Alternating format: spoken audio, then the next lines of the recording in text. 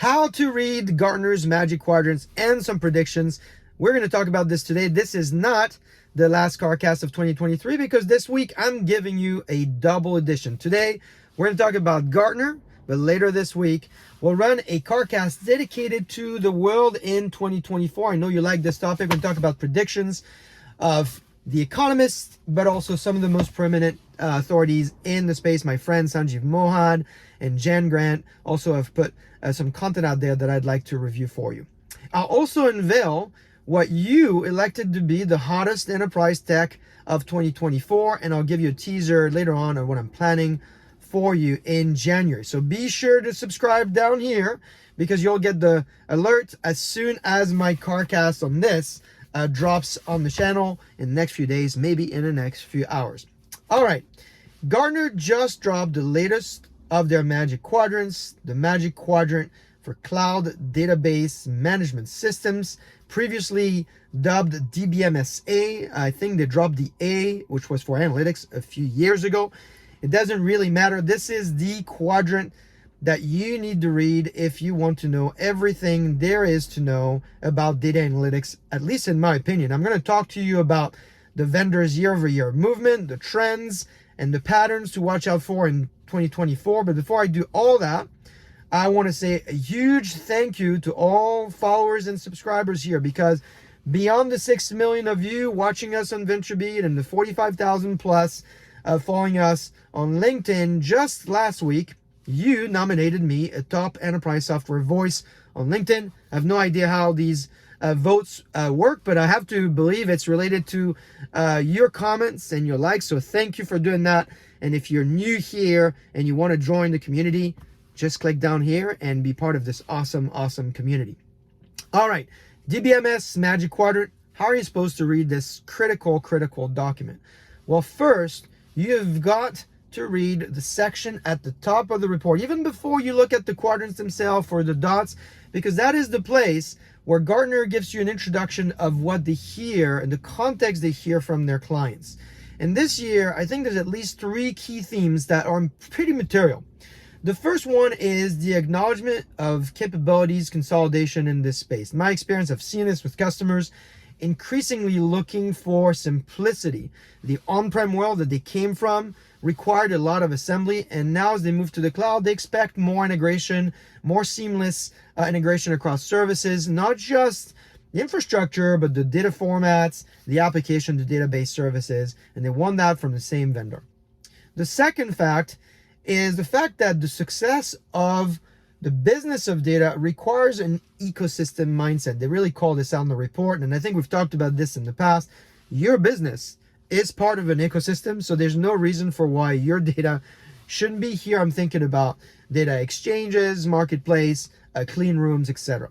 And then the third point, which is a really important one, is this concept of predictability. You know, customers need a simple way to understand your pricing, and that pricing needs to not be punitive as these customers are scaling up. Some vendors actually got dinged this year, I think, for the lack of predictability and pricing simplicity. The report is a very rich one. And as you go through the sections and the drill down from vendors, I think you'll also see a couple additional themes that I think are worth mentioning. The first one is you'll find emphasis on catalogs and intelligent data fabrics. At least I noted that in 3 places with the Databricks Unity Catalog, Google Cloud Dataplex, and the Microsoft section. I didn't see much about that in the Amazon and the Snowflake write-up. And then secondly, interesting trend, instead of talking about the movement to the cloud as they did last year, I think this year they talked about how line of business leaders will be more involved in the DBMS buying decisions. I think this is interesting. I wonder how much of that is related to Gen AI and intelligent data applications, because more business people now interface with data, with the application, so they get a sense of what a great experience and a bad experience is, and they might connect that with the type of DBMS powering these intelligent applications. All right, so that's for the trends. Now let's double click under the individual vendor write-ups, their strength and their cautions, as well as year-over-year movement, which vendors are in, which vendors are out. So that's 3 key points. On point 1, this idea of individual vendor write-ups. I'm going to let you read that because I think it's very specific to your environment and your choices.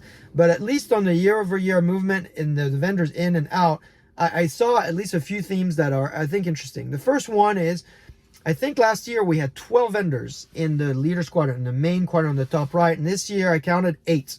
So it is difficult to be and stay a leader in a very competitive market like that.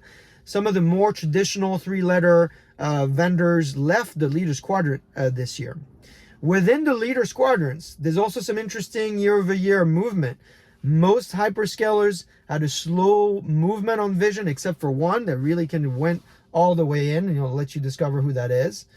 Databricks within the leaders quadrant is now ahead of Snowflake, both on vision and execution. If I remember last year correctly, they actually were behind Snowflake on execution. So now they're ahead of both. And then finally, Graph. This is really the tale of two cities. Neo4j, which was in the Magic Quadrant last year, in the niche quadrant, I believe, has now made its entry in the Vision Quadrant, which is a big deal, I think, for you to start thinking about how does Graph make it in the map of your data stack. But Tiger Graph, which was there, I think, last year, left the report entirely. So, interesting trend on Graph. There's a lot more to the story than just my quick summary here. In fact, I'm going to put a link down here to a blog I wrote a little bit ago on how to think about these Magic Quadrants holistically, because the Magic Quadrant is not the only report that you should read when evaluating the space and the technologies. What you also should ask for is to read what's called the critical capabilities that Gartner writes, because that document gives you the details of the performance of those vendors against specific use cases. It's a really critical report, no pun intended there, critical report to read critical capabilities. And then finally, before we close this section, I want to make sure I share with you the results of the surveys that we ran over the past few weeks here on everything data, AI, and analytics. The first one I asked you, what technology surprised you the most this year? 54% of you said chatbots, not surprising.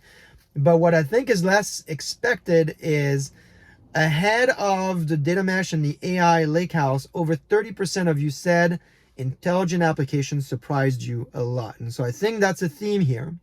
When it comes to disappointment in 2023, the data mesh came to the top of the list. I'd written about that concern at the beginning of the year, where I was worried we didn't see a lot of progress being made here, and it seems like you are disappointed about it as well. And maybe worse for the data mesh, when I asked you to predict what is the hot tech in data, AI, and analytics for 2024, data mesh came in 3rd place, and a large portion of you elected intelligent applications to be the hottest technology of 2024. Intelligent applications. So I'm excited about that. That's it for today for the Gartner Magic Quadrant and the predictions. Like I said, check out the blog for more explanations. And if you subscribe down here, you will be the first one to know when I publish the video dedicated to the world in 2024 and some more predictions. I will see you very soon.